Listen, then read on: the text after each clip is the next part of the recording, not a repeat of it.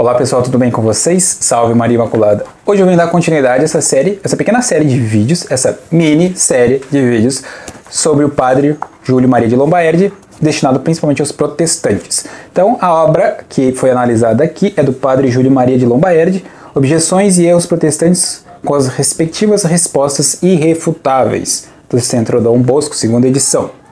Foi nos doado para o canal do nosso amigo Charles. Muito bem.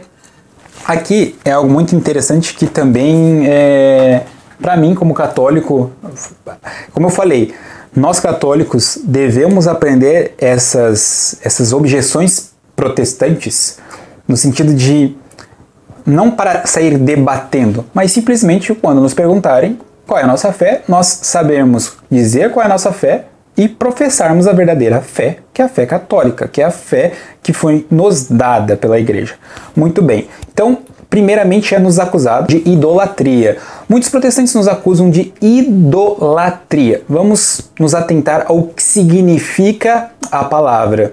Então, muito bem. Significa que latria significa culto.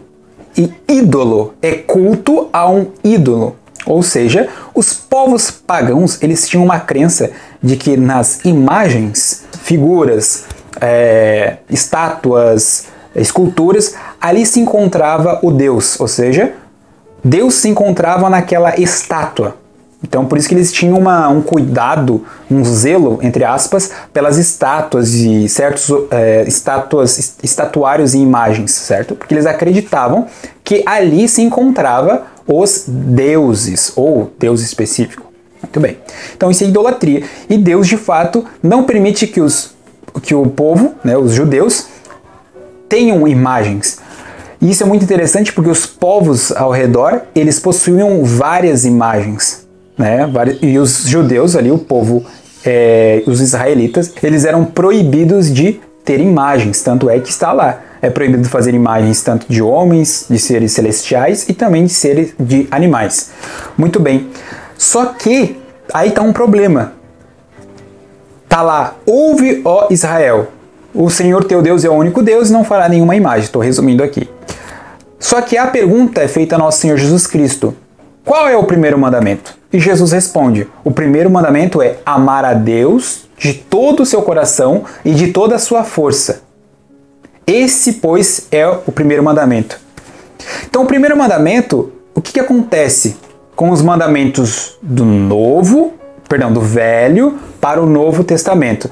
E aqui que é algo impressionante desse livro, porque ele traz esclarecimento fundamental até para alguns católicos, que é o seguinte: no Antigo Testamento, nós tínhamos, pelo menos dentro dos preceitos e da lei, ela era especificada da seguinte maneira: eram leis e preceitos morais, ou seja, dever do homem a Deus e ao próximo, preceitos e leis cerimoniais, ritos e cerimônias, ou seja, como que eram imolados os sacrifícios, como que era disposto os sacrifícios, as oblações, os perfumes, os incensos, onde que era derramado o sangue, como que era ofertada a carne, os pães ázimos, e judiciais, que era a administração do povo, né? No caso de um assassinato, no caso de uma traição, tudo eram leis morais, cerimoniais e judiciais. Muito bem, com o Novo Testamento nós temos preceitos morais, sacramentais e pela fé.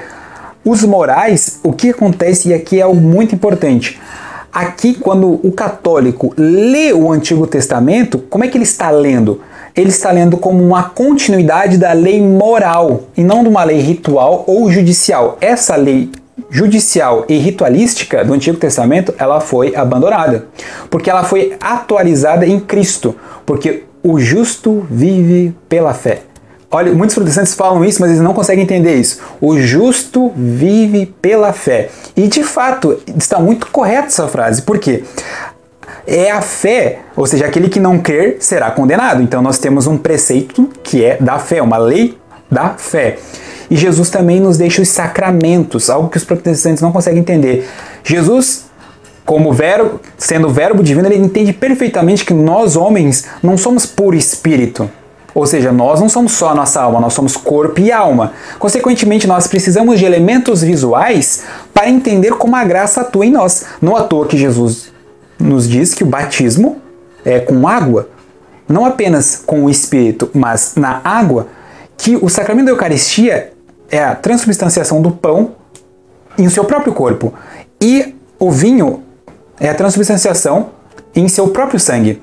Então, Jesus diz explicitamente, isto é o meu corpo, isto é o meu sangue, é o seu próprio ser, é algo que acontece ali diferente, visual, presente, visual no sentido de que há algo que eu posso não perceber uma transformação. Visual significa algo sensível, que não que necessariamente veja uma transformação, entre aspas, mas que algo que meus sentidos podem tocar.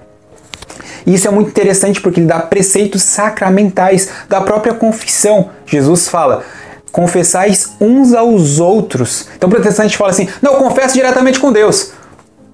O que está lá na Escritura? Confessai uns aos outros. Isso é fundamental. Jesus deixa para nós a lei dos sacramentos. Todo aquele que não comer do meu corpo e não beber do meu sangue não será salvo. Ele deixa o que é isso? A Eucaristia. Jesus deixa claro o que tem que ser feito. E São Paulo ainda explicita maior. Todo aquele que se aproximar do corpo e do sangue de Jesus em pecado estará bebendo a sua própria condenação. O que o católico precisa fazer antes de comungar? Estar em estado de graça, confissão. Então aqui está todos os sacramentos, é claro, que a gente pode em outro vídeo falar sobre os sacramentos também presentes neste livro aqui, mas uma das leis é a lei do sacramento. E antes dela ainda nós temos a lei moral. E essa lei moral foi atualizada por nosso Senhor Jesus Cristo. Então, todos esses preceitos ritualísticos e jurídicos dos judeus foram abandonados. Então, o primeiro mandamento, que também aparece no Catecismo da Igreja Católica, no Catecismo Romano e no Catecismo de São Pio X, é amar a Deus sobre todas as coisas. E muitos protestantes, inclusive aqui, tem no YouTube, falam, nossa, a Igreja Católica no Concílio de Trento mudou os mandamentos. Não.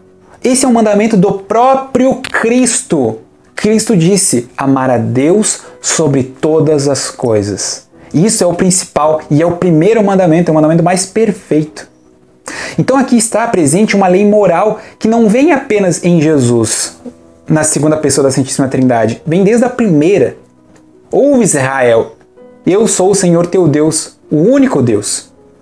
E aqui complementa, amará o teu Deus, amará a Deus sobre todas as coisas, que é o único Deus. Então aqueles preceitos de imagens eram muito importantes para o povo israelita que vivia naquele local, mas ele é algo temporal. Por quê? Porque ele está condicionado às leis rituais e às leis jurídicas. Isso é muito importante, por quê?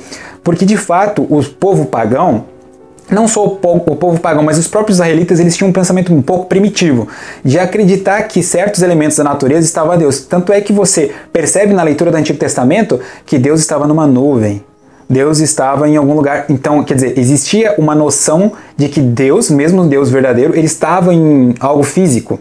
Então isso é um pouco da debilidade intelectual do povo da época. Nós, católicos, nós sabemos que na imagem não está Nossa Senhora, na imagem não está Nosso Senhor Jesus Cristo. O único lugar que Jesus está é na hóstia consagrada.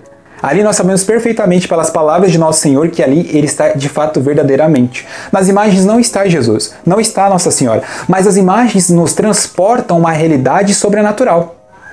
Por isso uma certa veneração às imagens.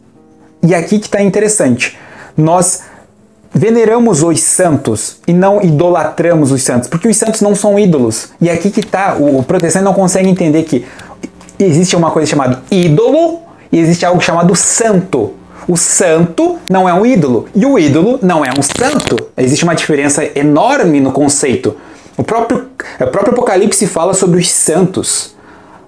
É própria a linguagem de Jesus, sede santos como meu Pai é santo. Então, quer dizer, Jesus está dizendo que existe uma realidade da santidade. E quem possui a santidade é o santo e não o ídolo. Entendeu? É uma diferença gritante, são termos diferentes. E nos santos, há como ter um culto aos santos? Sim. E esse culto chama-se dulia, que é um culto de veneração. Veneração aos santos. Nossa Senhora é a rainha dos santos. Nós chamamos de hiperdulia, um culto de mais veneração que o comum. Eu também não sabia, mas existe um culto específico a São José, que se chama protodolia. Hiperdulia, protodulia, dulia. Em cima, antes de toda a dolia, que é a veneração, é a latria. Então nós não cometemos idolatria, porque isso seria um culto a um ídolo. Ídolo aqui, santo para cá. Dulia, entendeu a diferença? O santo, na fé católica, é um intercessor, ou seja, o santo intercede por nós. Ele intercede no que sentido? Nas nossas orações. Ou seja, o santo não é um intercessor entre Deus e os homens. Jesus é o intercessor entre Deus e os homens. Os santos fazem parte do corpo místico de Cristo. Então eles intercedem por nós junto a Jesus. Entendeu? Ou seja, isso é algo muito importante de ser entendido para não se confundir com o ídolo, porque o ídolo está no lugar de Deus. Mas só um povo pagão e completamente débil de intelectualidade acredita que naquela figura, naquela imagem está de fato a divindade. É claro, existem povos ainda que acreditam assim, sim, mas eles são muito primitivos. Por isso que a idolatria, como está sendo dita, não é necessariamente o culto a uma imagem, mas é que naquela imagem existe de fato uma divindade. Então é algo completamente diferente. Por isso que era proibido as imagens. Mas olhe como é interessante. No Antigo Testamento você vai ter a fabricação de 2 arcanjos na Arca da Aliança e também a confecção de uma serpente de bronze. Olha, um animal. Mas por que foi permitido? Porque se tinha plena consciência de que ali não estava nenhuma divindade. Entendeu? Então Deus não se contradiz e Deus não se engana e não engana ninguém. E por isso que nós, quando temos uma imagem, como vocês podem ver aqui, São José, nós temos plena consciência de que aqui não está São José, mas ele nos lembra São José.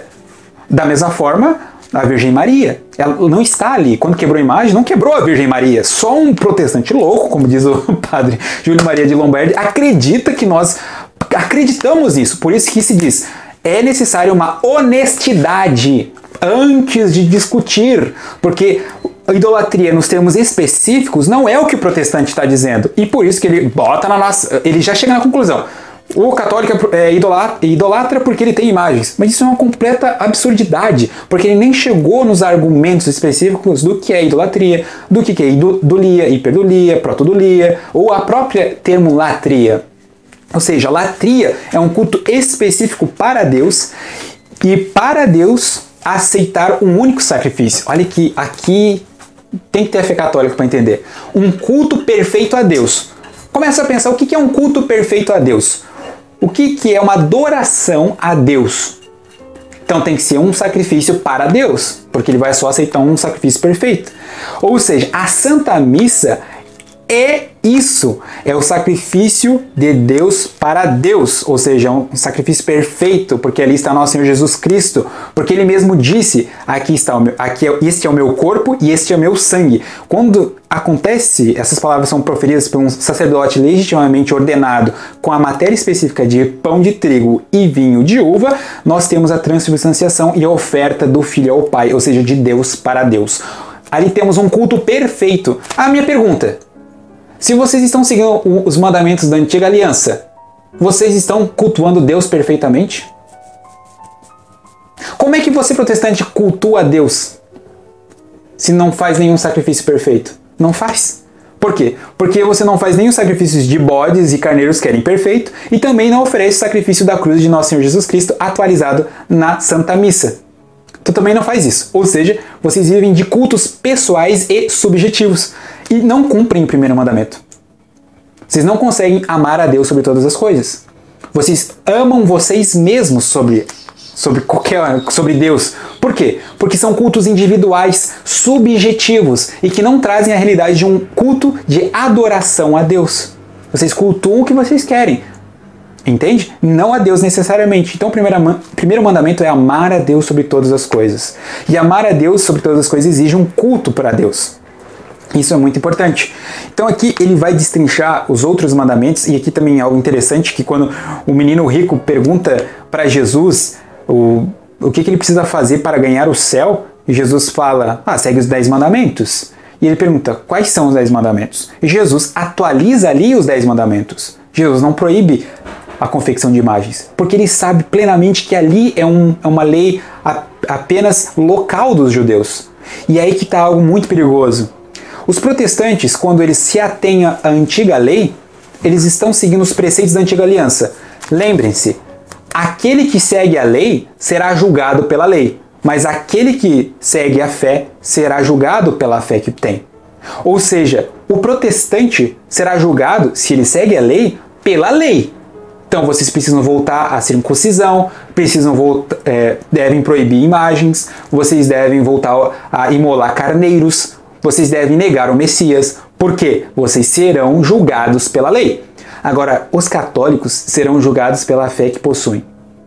Então preste muita atenção. Se vocês possuem a fé de fato que Jesus nos deixou, ou a fé que o teu pastor te mandou baseada na interpretação dele, da imaginação que ele tem. Isso é muito complicado, porque vocês estão nos acusando de algo que não é verdadeiro. E lembra no vídeo anterior que eu falei sobre a honestidade intelectual? É necessário. Para você ler esse livro aqui, tem que ter honestidade. Senão você vai odiar o Padre Júlio. Então, aqui é ame ou deixe-o. Mas eu espero que vocês possam ler. E aqui eu vou deixar algumas citações sobre o erro protestante. É, pois, claro, conforme a palavra de Jesus Cristo, que o primeiro mandamento é amar a Deus sobre todas as coisas. Disto poderíamos concluir que o primeiro mandamento da lei antiga foi modificado por Jesus Cristo.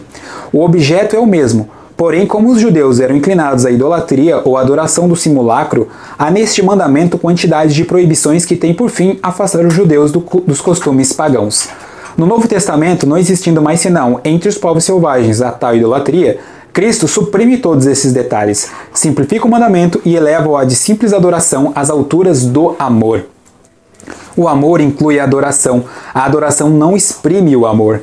Querendo absolutamente manter este primeiro mandamento da lei antiga, sem tirar-lhe o que não passa de proibições locais e judaicas, os protestantes mostram-no mais afeiçoados à Bíblia como livro humano do que a palavra de Deus expressa na Bíblia. Jesus Cristo modificou muitas prescrições da lei antiga, porque ele não poderia modificar esta, e de fato modificou, real e irrefutavelmente. Com efeito, citando textualmente o mandamento, o que ele diz ser o maior e o primeiro, Mateus 22, versículo 37. Quem ousará duvidar que seja mesmo o primeiro? E sendo o primeiro, tem necessariamente de subsistir o outro, o antigo, que até essa data figurava como sendo o primeiro. De um lado como de outro, os protestantes estão errados. Estão errados porque o antigo mandamento não significa o que eles querem fazê-lo significar, ordenar adorar a Deus e proíbe adorar ídolos ou imagens falsas de divindades. Estão errados ainda porque este primeiro mandamento foi substituído pelo novo mandamento, que Cristo promulgou dizendo que devemos amar a Deus sobre todas as coisas. O catecismo tem, pois, razão em indicar como primeiro mandamento amar a Deus sobre todas as coisas, em vez de adorar a Deus, não fazer simulacros para adorá-lo. Que responderão isso aos nossos amigos protestantes? Cristo tem razão ou não tem?